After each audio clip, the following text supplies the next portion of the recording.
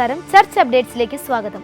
സെൽഫോണിൽ സ്വയം പൂട്ടിയിടരുതെന്നും സംഭാഷണം ഒരു കുടുംബത്തിൽ പ്രധാന ഘടകമാണെന്നും കത്തോലിക്ക വിശ്വാസികളെ ഓർമ്മപ്പെടുത്തി ഫ്രാൻസിസ് മാർപ്പാപ്പ. തിരുക്കുടുംബത്തിന്റെ തിരുനാൾ ദിനമായ ഡിസംബർ 29-ന് ആഞ്ചലോസ് പ്രാർത്ഥനയ്ക്ക് മുമ്പ് വത്തിക്കാനിലെ സെന്റ് പീറ്റേഴ്സ് ചത്തുരത്തിൽ ഒത്തുകൂടിയ വിശ്വാസികളോട് പാപ്പ ആഹ്വാനം ചെയ്തു. ഒരു കുടുംബത്തിൽ സംഭാഷണം ഒരു പ്രധാന ഘടകമാണ്. ആശയവിനിമയം നടത്താത്ത ഒരു കുടുംബത്തിന് സന്തോഷകരമായ കുടുംബമാകാൻ കഴിയില്ലെന്നും പാപ്പ ഉദ്ബോധിപ്പിച്ചു. കുടുംബത്തിൽ സംഭാഷണത്തിനും ശ്രവണത്തിനും ഉള്ള പ്രത്യേക സമയമാണ് ഭക്ഷണ സമയം. മേശയിലിരുന്ന് സംസാരിക്കുന്നത് നിരവധി പ്രശ്നങ്ങൾ പരിഹരിക്കാനാകും. എല്ലാറ്റിനുമുപരി ഇത് തലമുറകളെ ഒന്നിപ്പിക്കുകയും ചെയ്യുമെന്ന് പാപ്പ വെളിപ്പെടുത്തി.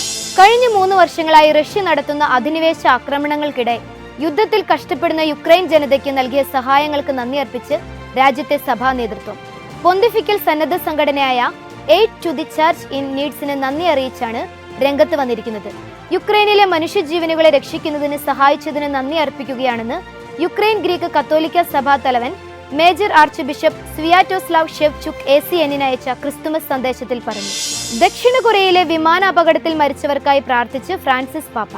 വിമാനം റൺവേയിൽ നിന്ന് തെന്നിമാറി സുരക്ഷാ വേലിയിൽ ഇടിച്ചാണ് അപകടമുണ്ടായത്.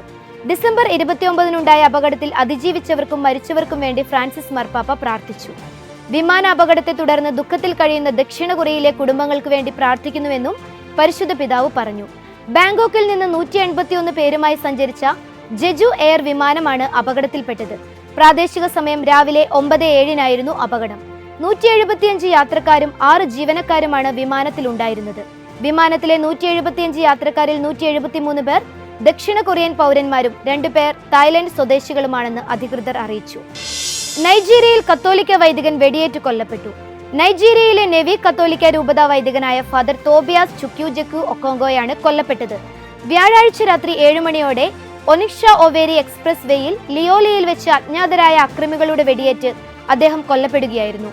നെവി സൗത്ത് ലോക്കൽ ഗവൺമെന്റ് ഏരിയയിലെ എക്യുലുമിലി സ്വദേശിയും ഫാർമസിസ്റ്റുമായ father Tobias Our Lady of Lourdes ഹോസ്പിറ്റലിൽ നഴ്സിംഗ്, മിഡ്വൈഫറി, മെഡിക്കൽ ലബോറട്ടറി എന്നിവയുടെ മാനേജറായിരുന്നു.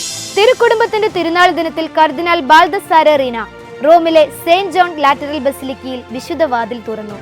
ആഘോഷമായ വിശുദ്ധ കുർബാനയോട് കൂടിയായിരുന്നു ലോകമെമ്പാടും നിന്നുള്ള കുടുംബങ്ങളും വൈദികരും തീർത്ഥാടകരും പങ്കെടുത്ത ചടങ്ങ് നടന്നത്.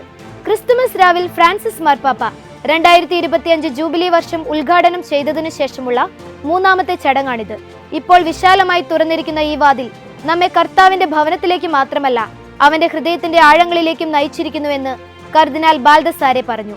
സെയിന്റ് പീറ്റേഴ്സ് ബസിലിക്കയിലും റെബേബിയിലെ ജയിലിലും വിശുദ്ധ വാതിൽ തുറന്നതിനു ശേഷം 2025 ജൂബിലി വർഷത്തിനായി റോമിൽ തുറന്ന 3ാമത്തെ വിശുദ്ധ വാതിലാണിത്. ഇതോടെ ചർച്ച് അപ്ഡേറ്റ്സ് പൂർണ്ണമാകുന്നു. നന്ദി.